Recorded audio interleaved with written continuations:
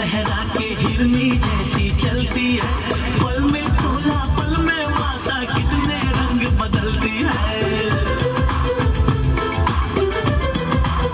हाय कुछ बल खा के कुछ लहरा के हिरनी जैसी चलती है, पल में तोला पल में वासा कितने रंग बदलती है।